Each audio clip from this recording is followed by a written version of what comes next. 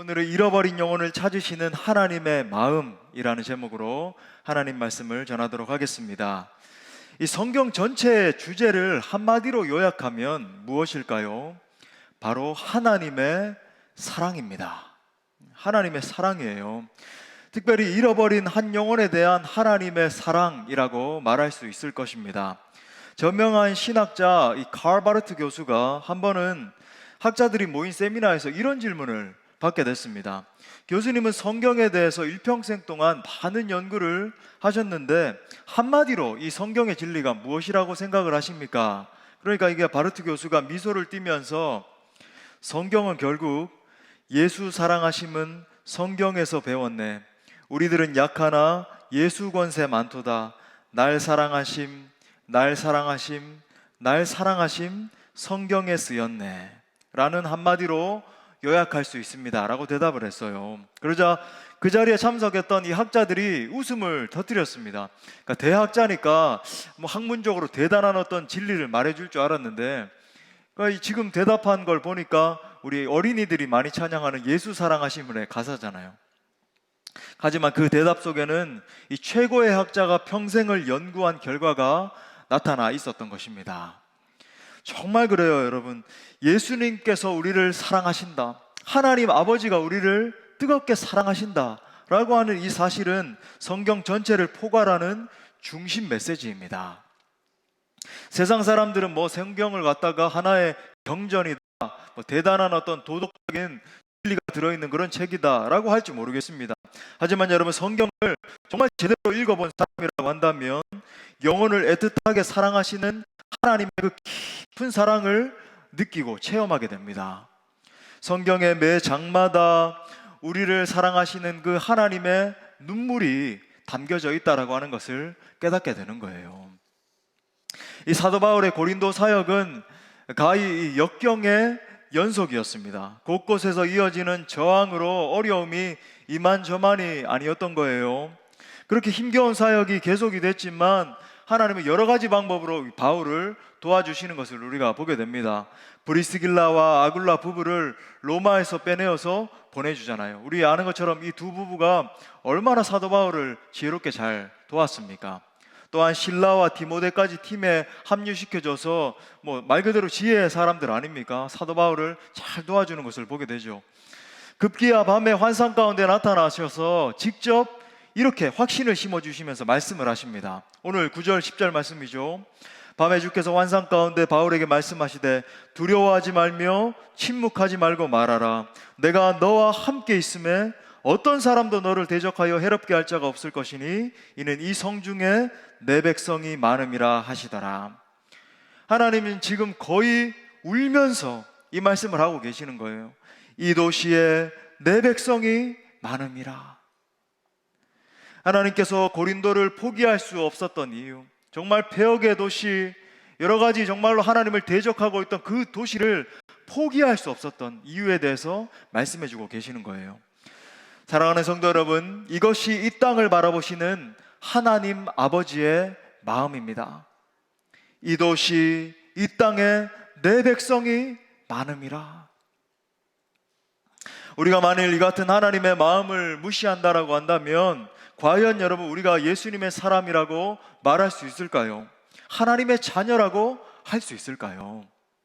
이제는 우리가 하나님 아버지의 눈물을 닦아드려야 됩니다. 자, 오늘은 전도자 사도 바울을 통해서 우리에게 말씀하시는 이 하나님 아버지의 마음을 느껴보고자 합니다. 말씀을 통해서 잃어버린 영혼들을 향한 이 하나님 아버지의 마음이 여러분 모두에게 임할 수 있기를 간절히 바랍니다. 자, 두 가지로 우리 살펴보겠습니다. 자, 첫 번째는요, 하나님은 전도자를 격려하십니다. 자, 하나님은 전도자를 격려하십니다. 죽어가고 있는 이 영혼들을 살리려고 하면 여러분 저항이 있기 마련이에요. 기본적으로 이 제자의 삶이라고 하는 것, 우리 교회가 정말 예수님의 철저한 제자가 되자 하면서 앞에도 radical discipleship 이렇게 적어놨잖아요. 정말 철저하게 예수님의 제자 됩시다, 그렇게 제자의 길을 걸어갑시다 하는데, 여러분 그 제자의 삶을 살아가면 기본적으로 이 삶이라고 하는 것이 고난의 삶이라고 해도 과언이 아닙니다.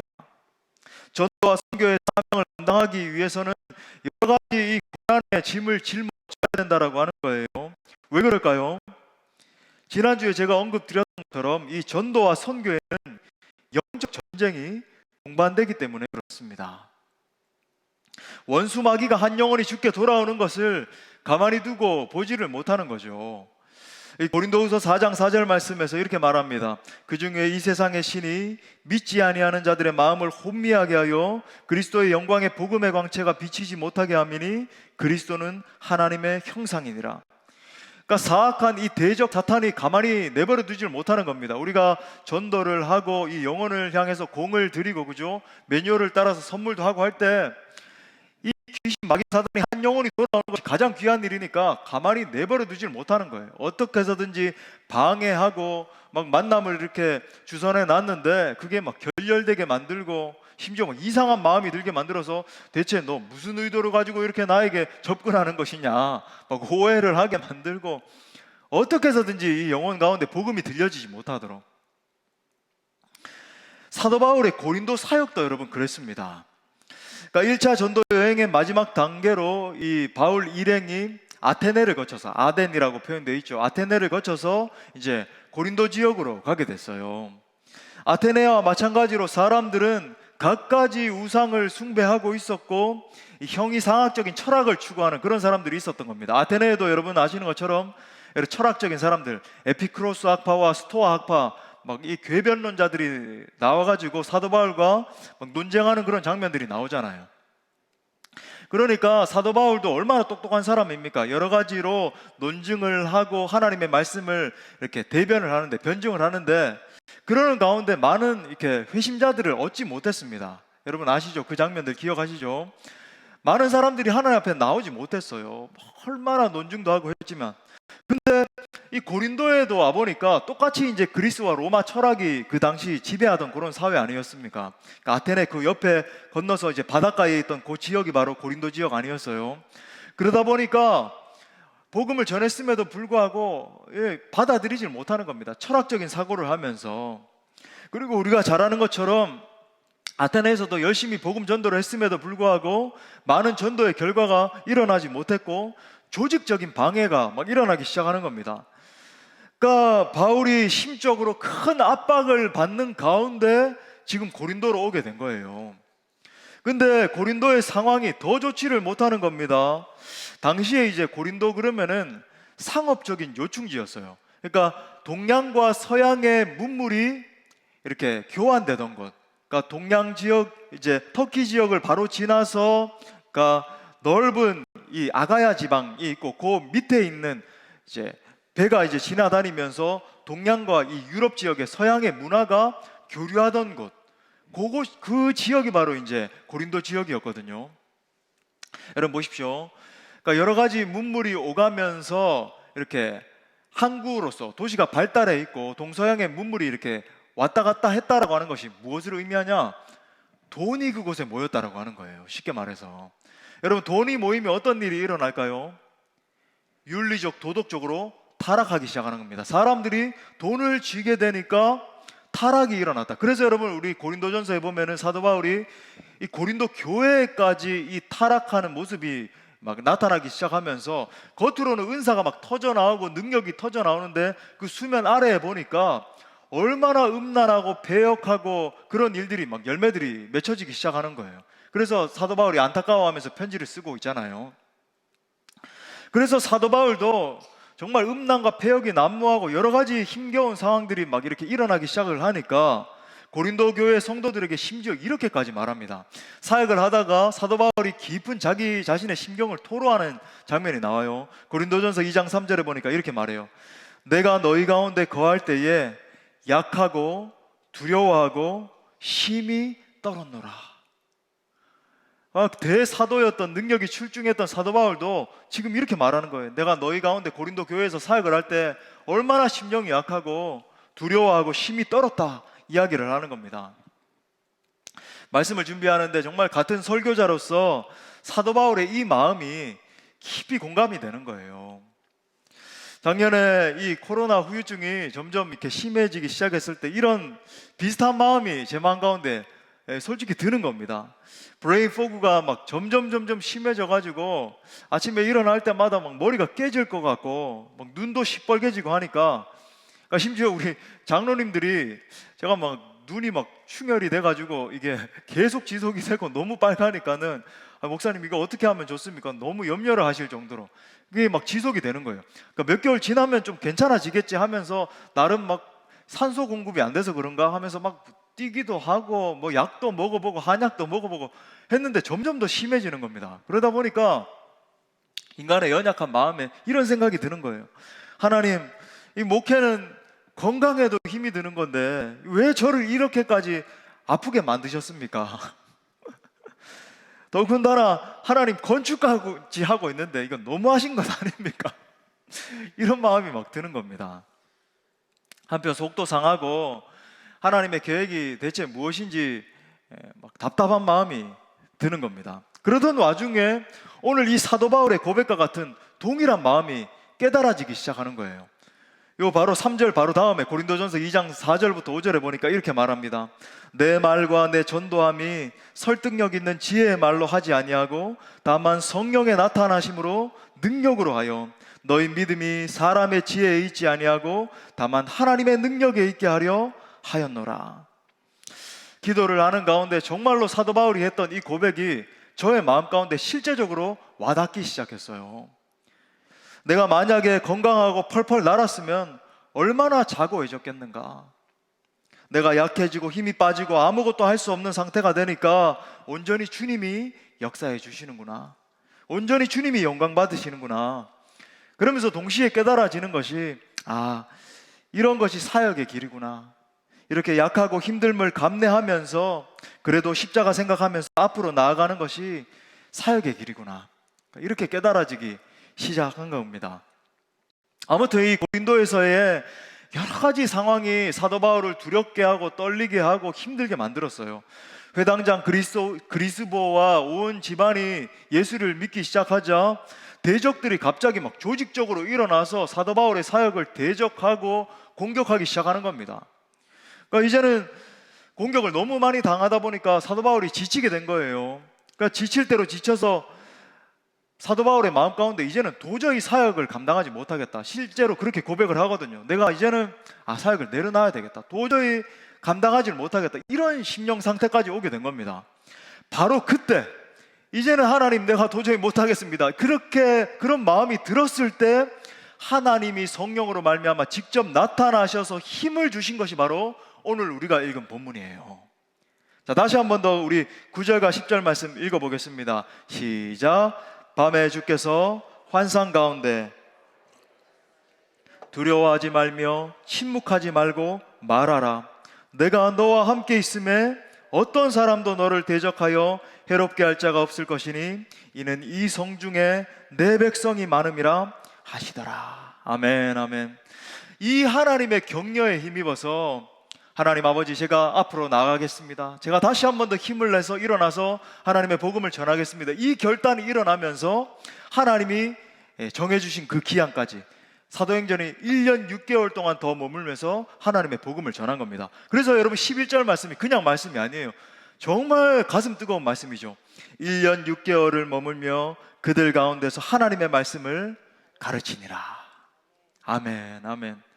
여러분 결국 그의 견딤의 사역, 정말 하나님의 정한 그 시간까지 견디면서 아버지 하나님의 그 말씀을 전하는 그 사역을 통해서 고린도 교회가 더욱더 굳건하게 세워질 수 있었던 겁니다. 사랑하는 여러분, 우리도 마찬가지예요. 우리도 마찬가지입니다. 하나님의 사역을 감당하는 가운데, 이 전도의 사명을 감당하는 가운데 분명히 여러분 힘들고 어려운 일이 있을 거예요. 이 매뉴얼을 따라서 선물도 주고 얘가 대체 왜 이래? 전혀 말하지 않았던 사람이 세탁소 아줌마에게, 그죠? 이웃 주민에게 이 사람이 대체 왜 이러지? 그러면서 때로는 핀잔도 듣고 이 코로나의 상황인데 대체 당신 무슨 정신 있으십니까? 이런 막 어려운 말을 들을 수도 있고 힘든 일이 있을 거예요. 하지만 여러분, 하나님은 오늘도 그런 우리에게 하나님의 마음을 나눠주시면서 우리를 독려하십니다. 두려워하지 말며 침묵하지 말고 말하라. 내가 너와 함께 있단다. 내가 너와 함께 있단다. 그리고 깊은 눈물과 탄식으로 이렇게 말씀하십니다. 이 도시에 내 백성이 많음이다. 그 이유가 뭔지 알아? 너가 멈추지 않고 말해야 될 그 이유, 내가 너와 함께 하면서 너를 도와주게 될 텐데 그 이유가 뭔지 알아? 이 도시에 내 사랑하는 백성이 아직까지 많이 있기 때문에. 영원한 지옥 권세에 놓여 신음하고 있는 영혼들을 끌어내라고 하는 아버지의 마음인 거예요. 우리 모두는 하나님의 이 선교적 부르심에 아멘 하면서 응답해야 할 줄 믿습니다. 여러분, 하나님 나라를 위해서 인생을 걸면 하나님이 그 인생을 책임져 주십니다. 문제는 우리가 하나님 앞에 온전히 맡기지를 못하고 온전히 순종하지를 못하는 거예요. 이번에도 행축을 하자고 하니까 여러분, 이거 정말 테스트잖아요. 쉽지 않은 상황인데 어떻게 전도하지? 하나님이 어떤 면에서 우리 인생 가운데 테스트하는 것일 수 있는데, 하나님 순종하겠습니다. 그런데 아직도 양다리를 하나 다 걸쳐놓고 하나님 순종하겠는데 요것만 할게요, 저것만 할게요, 이러니까 하나님께서 온전히 우리를 붙잡으셔서 사용하지 못하시는 거예요. 한번 주 성령께서 우리 가운데 역사하셔서 내 인생을 들어서 써주시는 것을 보지를 못하는 겁니다. 양다리 걸치고 계속 한번 재보면서 여러분, 하나님은 온전히 순종하는 자에게 그의 능력을 부어주시고 더 큰 사명을 감당케 하십니다. 구세군을 창설한 윌리엄 부스의 이야기입니다. 여러분 많이 아시죠? 윌리엄 부스. 이 구령사업과 대사회적인 이 사역이 확장이 되면서 여러 가지로 이 윌리엄 부스가 경제적인 어려움에 직면하게 됐는데, 그때 마침 이제 엘리자베스 여왕에게 초대를 받게 된 거예요. 그의 스태프들이 이 여왕의 도움을 받을 기회라고 하면서 기뻐했습니다.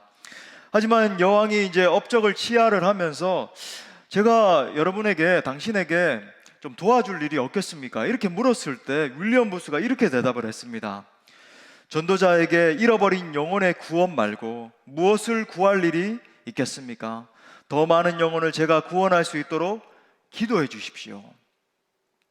여왕을 만나고 나온 그에게 참모들이 아니 왜 도움을 청하지 않았습니까? 재정적으로 좀 도움을 달라고 이렇게 말할 수 있었는데 왜 그렇게 하지 않았습니까? 라고 물었습니다. 그때 윌리엄 부스가 이렇게 대답을 했어요.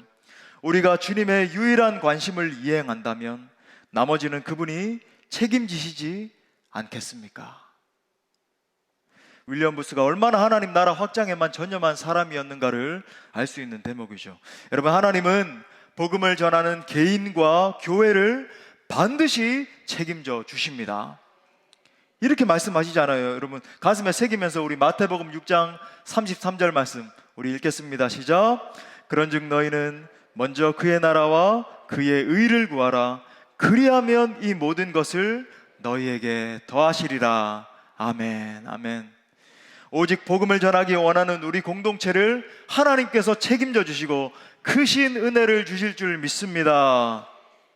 자, 두 번째로 하나님은 한 영혼을 애타게 찾고 계십니다. 우리 한번 따라 할까요? 하나님은 한 영혼을 애타게 찾고 계신다. 정말 그래요, 여러분. 하나님은 지금도, 오늘도 그 한 영혼을 애타는 마음으로 찾고 계십니다. 그 하나님의 마음을 잘 보여주는 것이 여러분 본문 10절 하반절 아닙니까? 이는 이 성중에 내 백성이 많음이라 하시더라.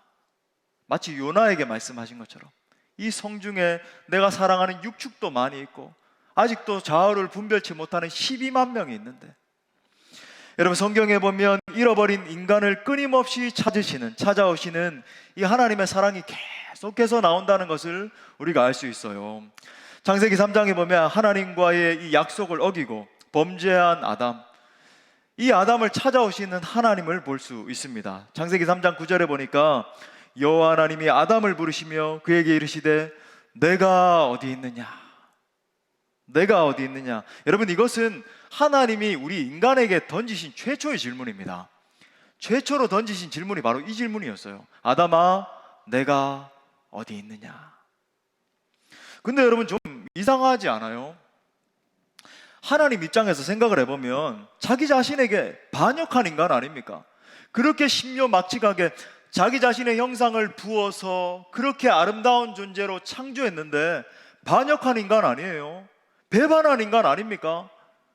하나님도 우리와 동일한 심령을 가진 그런 하나님인데, 하나님의 눈에서 피눈물 나게 한 여러분 그 원수와 같은 그런 존재 아닙니까? 그렇다라고 한다면 버려도 되잖아요.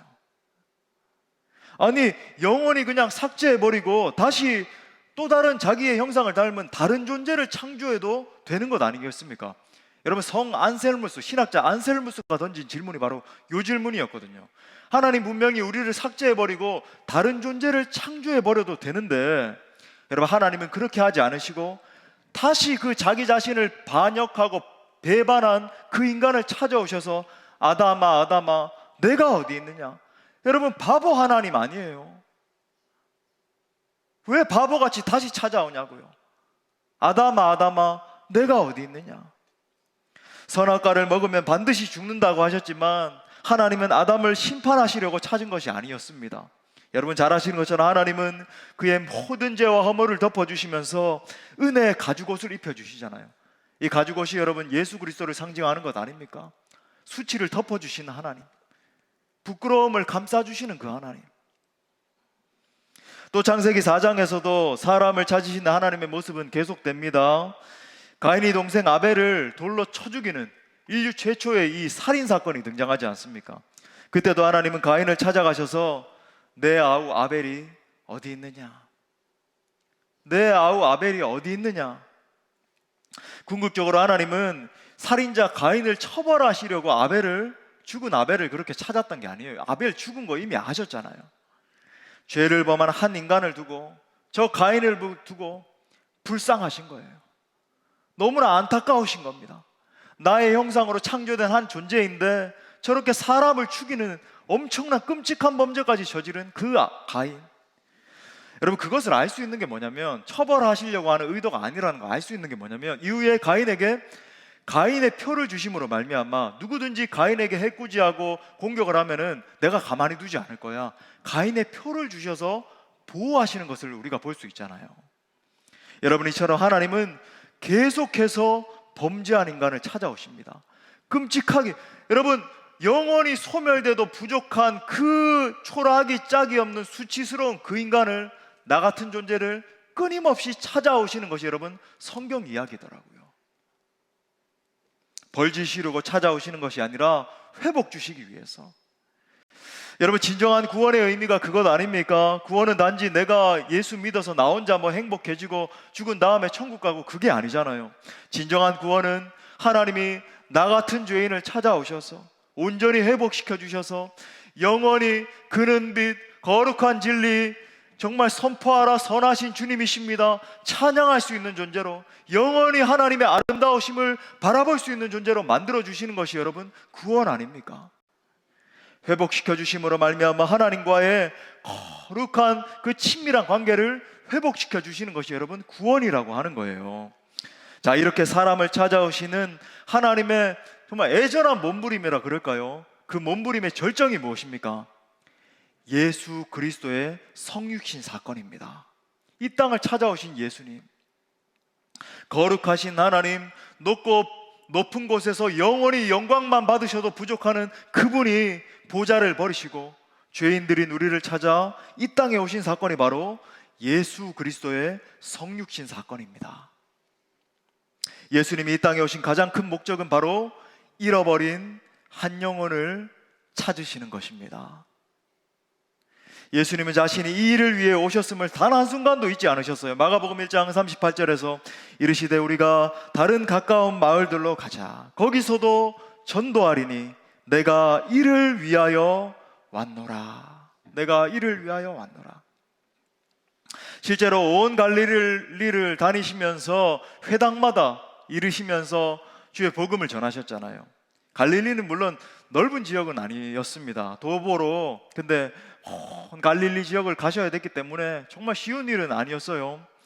유대 역사가 요세푸스의 기록에 의하면 갈릴리에는 204개의 마을들이 있었다고 합니다. 근데 각 마을들에 약 한 15,000명씩 이렇게 살고 있었는데, 성벽이 있었던 어떤 도시만 해도 인구를 전체를 합쳐보면 300만 명 정도가 살고 있었다 그래요. 여러분, 300만이면 우리 지금으로 따져도, 현대 도시로 따져도 여러분 대구의 인구입니다. 350만 명 뭐 그러잖아요. 거의 대구에 육박하는 그런 지역을 다니시면서 두루두루 발로 걸어 다니시면서 순회 전도를 하셨던 거예요. 복음을 전하시고 병을 고쳐주시고. 근데 이렇게 생각을 해보면 그 마을들을 하루에 한 마을만 이렇게 다니셨다라고 계산을 해봐도 약 6개월을, 그러니까 하루도 쉬지 않고 이렇게 다니셨어도 6개월을 다니셨어야 되는 그런 거리였어요.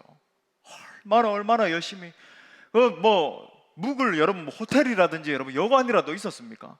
여우도 굴이 있고 인자는 누울 자리도 없는 그런 어려운 상황 가운데서 돌베개 베고 제자들과 함께 주무시면서 날마다 기도하시면서 그렇게 사역하셨잖아요. 사랑하는 여러분, 이제는 우리가 전해야 합니다. 이제는 저와 여러분이 전해야 돼요. 우리를 지옥 형벌에서 건져내신 예수 그리스도의 이 고귀한 은혜를 생각해 보십시오. 이 은혜를 우리가 전하지 않는다면 누가 전하겠습니까? 이웃 교회가 전하겠나요? 물론 전하는 교회가 있겠지만 여러분 이 복음이 어려운 이 시대 상황 가운데 아니면 열방에서 아프리카에 있는 사람들이 전하겠습니까? 인도에 있는 사람들이 전할까요? 여러분 우리가 이 사명 감당해야 돼요. 먼저는 내 사랑하는 가족과 친구들, 이웃들과 직장 동료들에게 전해야 됩니다. 지금 참 어려울 때니까 관계 전도를 해야 되는 거죠. 여러분 이 행축이라고 하는 것은 관계 전도를 위해서 최적화된 어떤 시스템입니다. 그러니까 복음은 물론 제가 이제 여러분이 모시고 오면 제가 전하는 거죠. 복음을 들려주는 거예요. 여러분의 이웃들, 여러분 직장 동료들, 내가 정말 사랑한다라고 하면서 복음을 들려줄 그런 기회를 주지 않는다라고 한다면 진짜 사랑하지 않는 거죠. 들려주는 겁니다. 또 더 나아가서 수원과 화성과 용인에 있는 영혼들에게 전해야 되는 거예요. 주님 말씀처럼 이 도시에 아직까지도 주를 모르는 많은 백성들이 있기 때문에 좀 힘든데요. 정말 이 도시에서 어떻게 전합니까? 여러분 이 백성들이 주를 아직까지 주님의 이 사랑을 알지 못해서 인터넷에다가 댓글 그렇게 독한 말을 쏟아놓고 맘카페에다가 이러니 저러니 그러는 거예요. 알지 못하기 때문에. 알지 못하는 그 영혼들에게 우리가 이 사랑을 전해줘야 될 거 아니에요. 그리고 더 나아가서 모든 민족과 열방 가운데 이 사랑을 전해야 되는 겁니다. 여러분 우리가 외치지 않으면 그 누구도 예수님이 그리스도이심을 알 수 없습니다. 로마서 10장 14절부터 15절 우리 다 같이 이 마음을 우리 선포하면서 읽겠습니다. 시작. 그런즉 그들이 믿지 아니하는 이를 어찌 부르리요? 전파하는 자가 없이 어찌 들으리요? 보내심을 받지 아니하였으면 어찌 전파하리요? 기록된 바 아름답도다 좋은 소식을 전하는 자들의 발이요 함과 같으니라. 아멘. 사랑하는 여러분, 하나님 아버지의 마음은 지금도 한 생명에게 있습니다. 그래서 지금도 그 한 생명 한 영혼을 애타는 마음으로 찾고 계세요. 우리가 잃어버린 그 한 영혼을 찾지 않는 이유는 그 한 생명의 가치를 깨닫지 못하기 때문입니다. 그냥 한 사람이지 한 생명이지 이렇게 생각하기 때문이에요. 사실 여러분 누가복음 15장은 한 생명을 찾으시는 하나님 아버지 그 예수님에 대한 이야기입니다. 세 가지 비유가 나오잖아요. 여러 가지 이제 비유가 나오는 중에서 양 100마리가 이렇게 있는데 그 중에서 한 마리 양을 잃어버리게 되면은 목자는 이 99마리의 양들을 들에다가 그냥 두고 한 마리 양을 찾기 위해서 나간다라고 합니다. 그 양을 찾은 다음에는 큰 잔치를 베푼다라고 이야기를 하죠. 근데 여러분 인간적인 생각을 한번 해보세요. 이게 말이 되는 이야기입니까? 만약에 목자는 한 사람인데 목자가 여러 명 있는 게 아니잖아요. 한 마리의 양을 찾기 위해서 들판으로 나가게 되면 그냥 놓여져 있는 99마리는 어떻게 될까요? 그 사이에 사자가 찾아와서 물어갈 수도 있고 이리떼가 와가지고 해할 수도 있는 그런 일 아닙니까? 그러니까 한 마리의 양을 찾는 그 기쁨의 잔치를 위해서 99마리가 희생돼야 되는 그런 일이에요. 산술적인 계산으로는 이해가 되지 않는 그런 모습입니다. 또 이어서 나오는 이 비유를 생각해 보세요. 잃어버린 한 드라크마를 찾고 큰 잔치를 베푼다라고 했는데 여러분 이것도 생각해 보세요. 한 드라크마라고 하는 것은 당시에 별로 큰 가치가 있는 게 아닙니다. 근데 그 이후에 잔치를 열게 되면 훨씬 더 많은 돈이 들어가게 되잖아요. 그러니까 사람들을 초대해야 되고 잔치를 열면 음식도 장만해야 되고 하니까 훨씬 더 많은 돈이 들어가는데 왜 예수님은 지금 엉터리 같은 이런 계산을 계속 하면서 그런 비유를 들고 계실까요? 그 이유는 바로 한 영혼이 어떠한 대가를 지불해서라도 찾아내야 할 가치가 있는 존재임을 말해주는 거죠. 미국의 유명한 영화 가운데 라이언 일병 구하기라고 하는 명화가 있습니다. 여러분 이 영화 한 번씩 보신 분들 계실 텐데 그 영화에 보면 작전 수행 중에 이 라이언 일병이 포로로 잡혀가게 됩니다. 그런데 그 한 명의 군인을 구출해 내기 위해서 그렇게 나갔다가 6명의 다른 미국 군인들이 죽게 돼요. 여러분 왜 이런 엉터리 같은 작전을 합니까? 6명이 더 소중하지 왜 한 명을 위해서 그렇게 작전을 펼치고 있냐고요. 어떤 대가를 지불해서라도 사지에서 떨고 있는 이 미군을 구출해 내는 일이 가치 있는 일이기 때문에 그렇게 수행하고 있는 거예요. 여러분 한 생명은 천하보다도 귀합니다. 천하보다도 귀한 거예요. 이것은 여러분 이익을 뭐 따질 수 있는 게 아닙니다. 야 이번에 매뉴얼대로 하려면 처음에 이제 선물도 갖다 줘야 되면은 좋다. 그러면 한 사람당 한 2만 원씩 치면은 5명이면 10만 원. 그러면 밥까지 사주라네. 좋다. 그러면 밥 한 명씩 사주려면 한 20만 원. 그 다음에 나중에 롤 케이크까지 사주라고 그러니까 야 이거 한 30만 원 들어가겠네. 큰일이다. 이건 내 예산에 없던 건데. 그렇게 뭐 계산하고 따질 수 있는 게 아니라고 하는 거예요. 30만 원 아니라 여러분 300만 원을 주고도 오직 그 생명 자체가 소중하다라고 하는 거예요.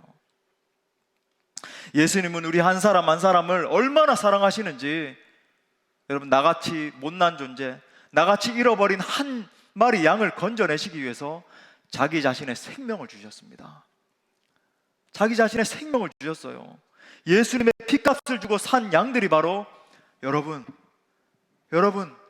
우리 한 사람 한 사람이에요. 어제 가정예배를 드리는데 저희 딸이 이렇게 묻는 거예요. 아빠 왜 우리가 양이야? 그래가지고 한참 뭐 그 설명을 했습니다. 우리가 왜 양인지. 여러분 양 같은 우리 달마다 예수님을 배반하고 그렇게 돌아다니기 좋아하는 그 양 같은 우리를 건져내시기 위해서 자기의 생명을 주시고, 그리고 여러분 집단적으로 하나님이 우리를 사랑하시는 게 아니에요. 이 세상 전체보다도 여러분 한 분 한 분이 더 귀한 것처럼 그렇게 한 분 한 분을 사랑하셔서 핏값을 주고 사신 거예요. 조지 트루엣이 이렇게 말했습니다. 한 영혼을 예수님께 인도하는 것이 이 세상을 살아가면서 얻을 수 있는 가장 귀한 것입니다. 사랑하는 형제 자매 여러분, 하나님은 지금도 그 한 사람, 그 한 영혼을 찾고 계십니다. 사망의 그늘에 앉아서 울고 있는 한 사람을 지금도 애타는 마음으로 찾고 계세요. 그리고 우리에게 그 한 사람을 찾는 일을 맡겨주셨습니다. 길과 산 울타리가로 나가서 사람을 강권하여 데려다가 내 집을 채우라, 내 집을 채우라. 세상에 나가서 죄로 신음하는 영혼들을 찾아오라는 주님의 명령인 거예요. 우리가 예수님을 믿는 자들로서 할 수 있는 가장 소중한 일이 무엇일까요? 바로 잃어버린 그 한 영혼을 찾아내는 것입니다. 그 생명에게 복음을 들려주는 거예요. 그러므로 잃어버린 영혼들을 향한 애타는 주님의 마음을 알아 이 예수님을 자랑하고 증거하는 여러분 모두가 될 수 있기를 간절히 축복합니다. 말씀의 결론을 맺겠습니다. 이 시간 한번 여러분 인생 전체를 한번 생각해 보세요. 여러분 인생 전체를 한번 이렇게 쭉 돌아보십시오. 유년기부터 시작해서 청소년기, 장년이 되었을 때 내가 지금 살아온 인생 한번 생각해 보세요. 여러분 전체 인생에서 가장 소중한 것이 무엇이었나요? 여러분 좋은 대학 들어갔을 때, 여러분 좋은 직장에 가가지고 직장 생활을 이렇게 인정받으면서 잘했을 때, 아니면은 뭐 좋은 배우자 만났을 때, 심지어 배후자를 만나기도 한 분들도 계십니다만, 아무튼 뭐 여러분 아니면 심지어 자녀들이 이렇게 태어났을 때 다 좋은 순간이었죠. 행복한 순간이었습니다. 하지만 여러분 우리 인생 전체에서 가장 소중한 것은 내가 예수 만나 구원받은 것 아닙니까? 나 같은 죄인을 사랑해 주신 하나님의 사랑을 받은 그 일 아니에요. 그 일 때문에 지금도 여러분이 이 자리에 나와서 하나님의 말씀에 귀를 기울이고 주님 찬양하고 있는 것 아닙니까? 자, 그렇다면 이제는 우리가 무엇을 해야 할까요? 가장 소중한 것, 그 소중한 가치를 내 사랑하는 그 지체에게 전해줘야 되지 않겠습니까? 최고의 사랑은 죽어가는 그 영혼을 찾아서 생명의 길로 인도하는 일입니다. 여러분, 한 영혼이 얼마나 중요한지 알고 싶으십니까? 내가 전도한 한 사람이 여러분 급기야 심지어 한 지역을 살리고 한 국가를 살려내는 일을 할 수도 있어요. 자, 마지막 이야기 하나만 하고 마치겠습니다. 영국 어느 대학의 채플 시간에서 일어난 일입니다. 목사님이 오셔서 열심히 설교를 했습니다. 근데 참 이렇게 예나 지금이나 채플 시간에는 쉽지 않아요. 그러니까 의무적으로 앉아있는 학생들도 많고, 저도 채플 시간에 이렇게 설교도 해봤는데 진짜 쉽지 않습니다. 그러니까 그때 당시에도 절반은 뭐 떠들고 있고 절반은 뭐 이렇게 자고 있고 절반만 이렇게 말씀을 듣고 있는 그런 상황이 된 거예요. 하지만 이에 아랑곳하지 않고 강사 목사님이 열정적으로 이제 설교를 하셨습니다. 그리고 설교 끝 무렵에 이제 예수님을 영접하고 예수님을 위해서 헌신하기로 작정하는 사람은 앞으로 나오십시오, 이렇게 이야기를 한 겁니다. 그때 몇몇 학생들이 장난을 친 겁니다. 깊이 잠들어 있던 친구를 막 쿡쿡 찌르면서 야, 너 목사님이 나오래, 이렇게 이야기를 한 거예요. 이 학생이 자다가 벌떡 일어나가지고 얼떨결에 앞으로 이렇게 나가게 됐습니다. 그래서 목사님의 기도를 받고 예수님을 믿기 시작한 사람이 바로 스탠리 존스 선교사예요. 그는 전설적인 인도의 선교사이고 뜨거운 기도의 사람으로 유명한 그 선교사님이죠. 졸다가 일어나서 친구들의 장난에 의해서 앞으로 나갔지만 이 성령님이 그의 마음을 사로잡았을 때 위대한 하나님의 사람으로 우뚝 서게 된 것입니다. 여러분, 하나님은 이번 행축에도 여러분 보세요, 어떤 방법으로 어떤 위대한 일을 행하실지 몰라요. 여러분이 전도해오는 그 영혼을 통해서 여러분 심지어 한 지역을 변화시키고 한 국가를 변화시키는 하나님의 사람으로 세워질 수 있다라고 하는 거예요. 여러분, 그렇기 때문에 우리는 때를 얻든지 못 얻든지 힘차게 말씀을 전해야 되는 것입니다. 예레미야서 5장 1절 말씀 이렇게 말합니다. 너희는 예루살렘 거리로 빨리 다니며 그 넓은 거리에서 찾아보고 알라. 너희가 만일 정의를 행하며 진리를 구하는 한 사람이라도 찾으면 내가 이 성읍을 용서하리라. 말씀처럼 하나님 앞에서 정말 진리를 구하는 그 한 사람, 그 한 예배자가 한 도시를 구원해내는 겁니다. 한 사람을 구원해내는 일이 이렇게 중요하다라고 하는 거예요. 사랑하는 여러분, 여러분은 지금 무엇을 찾고 계십니까? 혹시 세상에 헛된 것들을 찾고 있지 않습니까? 그 하나님은요, 지금도 잃어버린 한 사람, 한 영혼을 애타는 마음으로 찾고 계십니다. 그 하나님의 마음을 가지고 한 영혼을 찾아서 구원해내는 그런 믿음의 주인공들 다 될 수 있기를 축복합니다. 아무쪼록 잃어버린 한 영혼을 향한 하나님 아버지의 그 애타는 마음을 알아서 그 소중한 한 영혼을 건져내는 모두가 될 수 있기를 간절히 축원합니다. 아멘. 우리 하나님의 마음으로 뜨겁게 찬양하고 하나님 아버지의 마음으로 나아갑니다. 아버지, 당신의 마음이 있는 곳에 나의 마음이 있기를 원해요. 아버지, 당신의 눈물이 고인 곳에 나의 눈물이 고이길 원해요. 아버지, 당신이 바라보는 영혼에게 나의 두 눈이 향하길 원해요. 아버지, 당신이 울고 있는 어두운 땅에 나의 두 발이 향하길 원해요. 나의 마음이 아버지의 마음 알아. 내 모든 뜻 아버지의 뜻이 될 수 있기를 나의 온몸이 아버지의 마음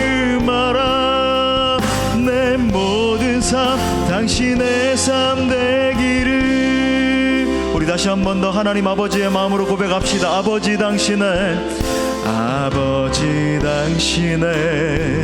마음이 나의 마음이 있기를 원합니다.